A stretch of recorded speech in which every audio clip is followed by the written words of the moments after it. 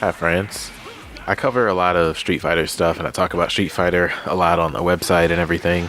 But I get a lot of questions about other fighting games, and naturally that leads to questions about Dragon Ball FighterZ, which is maybe the most anticipated game of 2018 for most people who've seen the game for 5 seconds. So recently I've been playing a lot of the beta, and I realized that I can't help but compare it to Street Fighter V, mostly because that's the fighting game that I play most often. So with that in mind, here is Dragon Ball FighterZ seen through the lens of a Street Fighter fan. The first thing about Dragon Ball FighterZ that really matters, to be honest, is the presentation. It's a preposterously good-looking game in a lot of ways, especially in screenshots, and I'll get to why in a minute. But when you start playing it, especially in this beta where you don't really see the main menu of the game, you get into that lobby system where you're kind of walking around and you can click on different NPCs for different things. Like there's a tutorial guy in the bottom left corner in the beta, and your matchmaking is at the top of the area. I hate that stuff. I think it's terrible. I think it should be taken out of the game. I think it's a big waste of time. Like it's cute, I guess, to see your little chibi whatever dude walking around, but I don't think it adds anything to the game. And in fact, I think it's a waste of time. It gives players an opportunity to kind of express themselves with customization, but I really don't think that matters. And other fighting games kind of accomplish the same goal with just like an avatar and a title or whatever. It just doesn't matter, in my opinion. And I understand it's something that Arc System Works does in other games. They do it in Guilty Gear Xrd, for example. And I thought it was pointless there too. I just don't think that needs to be in any fighting game. And for me, it's kind of a waste of time. But with that negativity out of the way, the Dragon Ball-ness of Dragon Ball FighterZ is outstanding. It is so true to the source material. And a lot of Dragon Ball games have been in the past, like the Budokai series and even some recent stuff since then. But what makes it special in this particular case is that they use the same tech that was running for Guilty Gear Xrd 2 years ago and last year to create these like images, character models that look like sprites, but they are actually 3D models built on the Unreal Engine. So they're fully polygonal. You can rotate the camera around them and everything, but they look exactly like the cartoon characters. So essentially, this is probably the best looking Dragon Ball Z anything that has ever existed, and that's kind of amazing. But beyond just that part of it, as far as the Dragon Ball-ness goes, the voice work is true to the show. I don't know if they got the exact voice actors or what, but it sounds close enough to me as someone who hasn't watched Dragon Ball Z in probably 10-15 years, but watched it all the time back then. Like it's close enough.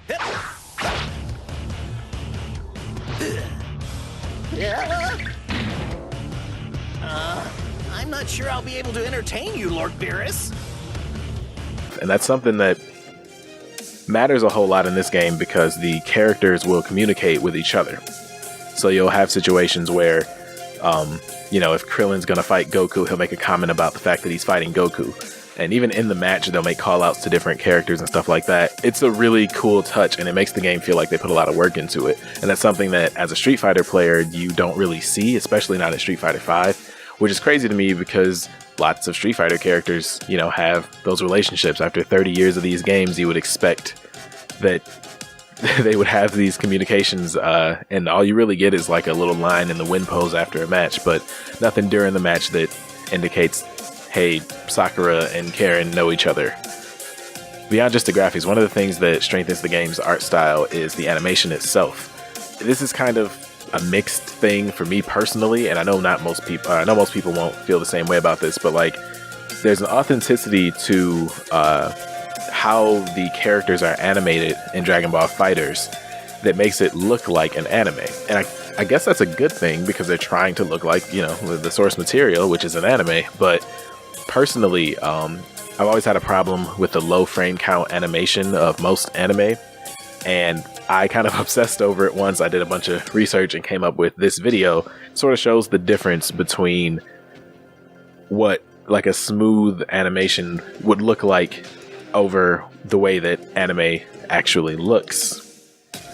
And I understand like the reasons behind it. Anime is kind of animated slowly because they're, paying money to make those frames to produce these shows. And that also is a factor of time. They don't have unlimited money. They don't have unlimited time. And the show has to be produced. They do what they have to do. And I respect that for the medium. But a video game doesn't have those same restraints. And video games, generally speaking, are usually animated and running at 30 frames per second or 60 frames per second. I don't know the tech behind it, but I do know that like there's nothing about the way video games are made that forces them to animate the characters in this game in this sort of slow motion-y, frame skippy way, other than the authenticity factor of making it look like an anime. So for me personally, that makes the game in motion a huge turnoff, despite the fact that in screenshots it looks amazing, the lighting is amazing, and so on.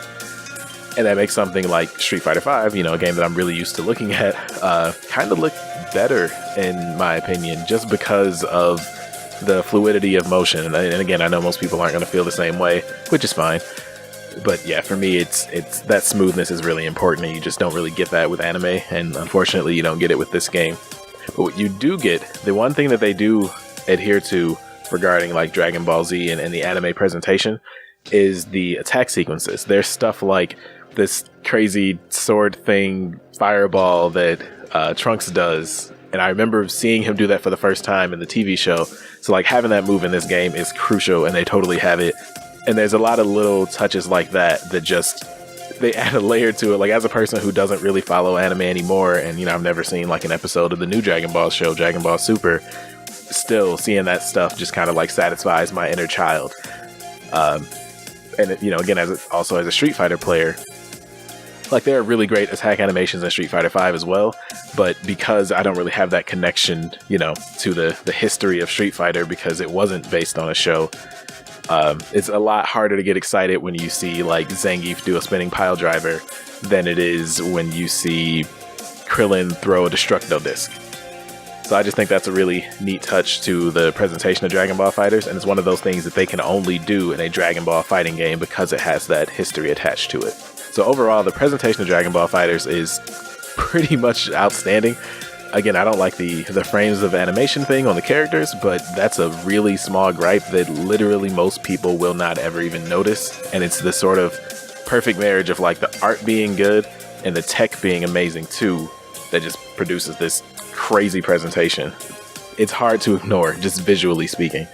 But deeper than the visuals, you have the gameplay side of Dragon Ball FighterZ. And I think part of the reason why this is one of the biggest games of 2018 is that it has the look, but other games have had the look. The main thing is that this is a legitimate fighting game, and I don't think there's been a Dragon Ball fighting game that most fighting game fans, I guess, us people, would say is like legitimate since maybe Budokai 2, arguably Budokai 2. But in this particular case, it's made by Arc System Works. They make tons of quote-unquote 2D anime fighters. They make the Blaze Blue games, the Guilty Gear games. They're working on, I believe, Blaze Blue Cross Tag Battle. I think I got the name of that right. Should have probably Googled this, but here we are. Point is, they know their chops, and they've been making games like this for a long time. So what's interesting here, though, with Dragon Ball FighterZ being 3-on-3, I would argue it is closer to Marvel vs. Capcom 2 than it is to any of Arc System's older games. And the reason for that is not just that it's a 3-on-3 game, but also the way the combo system works, the quote-unquote magic sequence combo style that it has, and just kind of the nature of the game. Where in something like Street Fighter, it's a lot of footsies and carefully positioning things and trying to land a solid hit and get a confirm off of that and have that build on to other stuff, and fighting off of the knockdown and all of that. Like Marvel and pretty much all the games in the Marvel series and this game are much more about basically not letting the other person play. It's a lot of you're trying to get long combos, you're trying to tag people, knock people into the air, tag other guys in, continue the combo zone. When they land, pop them back up, or hit them with a super when they hit the ground. Like those sorts of concepts are gonna dominate like the higher level play of this game. Whereas, higher level play of Street Fighter, by comparison, is a lot of walking back and forth, jockeying for position on the screen, space controlling. And when you do get in, you're not really going for like a long combo. This is a type of person thing. I'm not a Marvel player for a reason. That's one of the reasons I prefer Street Fighter. But I will say, if I'm going to play a Marvel game, this is probably the one I would like to play. The downside to Dragon Ball FighterZ's combat system, though, is that this style of fighting, these heavily combo-focused and tag-focused games, they require a lot of time spent in practice modes. New players, generally speaking, are not thinking about practice mode. At best, most new players to fighting games go to practice, try out all the moves in the command list, and then go out and fight. There's a lot more to labbing and the tech side of fighting games that really pushes a player further into the game, both in terms of winning matches and learning the game and appreciating the game more. And I wonder, playing this game, if that part of it will be lost on the fans that they're attracting, because they're getting a lot of Dragon Ball Z fans and just people who look at the game and go, holy crap, look at that thing. But I don't know that most of the player base is going to be the types of people who just like to get deep into fighting games like that. And that could be a huge bummer, because this game deserves the attention. And even from just playing the beta, I can tell it's a sort of game where you can put 20-30 hours into training mode, really come up with some amazing stuff, and like have a really rewarding experience because of that time sunk into it. But the game, in my opinion, sort of shoots itself in the foot in that regard with its auto combo system. Games like Marvel vs. Capcom Infinite have a similar feature, but in this particular game, it has a full combo for mashing square that ends with a super combo attack. Has a full combo for mashing triangle that also can end in a super combo for some characters, and it also has a full combo that starts with circle. So out of your 3 main attack buttons, essentially, you can mash any one of those 3 and get a full combo with juggles and all of that. The problem is, it's going to help get new players to start the game and have fun with it immediately, which is important for a fighting game. And it deals with the problem that like Street Fighter has, for example, where if 2 people who don't really know Street Fighter buy that game, pick it up and play it together, they look like they don't know what they're doing, and that really kills the fun of the game. In this game, people will look like they know what they're doing at first. The issue is that those players are probably going to turn the auto combo system off when they do decide to get serious about the game, and then they're going to start their like journey of learning the fighting game part of it from step 1, and that might be after they've played 100 matches, 200 matches, they've had the game for months, they've been playing it with their friends in like kind of their close circle, and it just, to me, it's like it delays that process of starting from square one. Whereas games like Street Fighter, in my opinion, they start you off at that level because button mashing doesn't get you anywhere, even against another player who doesn't know the game. Maybe I'm a little old school and crotchety or something about it, but I just don't think that's the way that fighting games should be made. Like, you're going to have to take those training wheels off at some point, or you're just not going to ride that bike. And I think it's more likely that a lot of players playing Dragon Ball FighterZ are just not going to ride that bike once they realize that they can't get that much further than they are at the beginning with that auto combo system. So I worry if it'll be a good ambassador to fighting games. And to be completely honest, like, part of my love for Street Fighter V comes from, I had experience with other fighting games and I played a lot of Street Fighter 4, but playing Street Fighter V and kind of the way that individual button presses are really emphasized, like you can pretty much beat an opponent with one well-placed press of heavy punch with some characters. It made me learn things like positioning to get out of range of that heavy punch, or, you know, the timing to recognize like which moves are safe or unsafe and that sort of stuff with individual buttons, things like frame traps and all that. Like, those are apparent in Street Fighter because mashing buttons doesn't get you anywhere. So your mind goes from, I'm going to press all the buttons and see what happens, to, okay, I'm going to press this one button at this time, and it gets you there a lot faster. Dragon Ball FighterZ players playing the game the way the game seems to want you to, at least in this beta, are thinking, well, when I hit the buttons, stuff blows up real nice, I'm going to hit the buttons. What can I say? You Saiyans have always fought like madmen.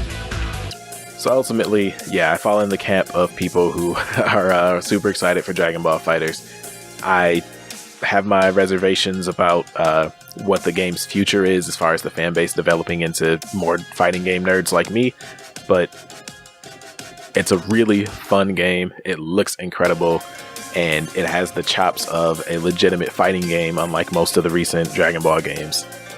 So you'll definitely see some more of that game on this channel, that's for sure. As you might have noticed, I mentioned a lot of these topics on our podcast. If you haven't heard that yet, you can get to that right here. And we'll have more on this game, other fighting games, other video games, all kinds of other crap on this channel and on our website at everyonewhocares.com in the future. Let me know what you think of Dragon Ball FighterZ, of the beta or the full game if you're watching this after the game releases, and I will talk to you guys later.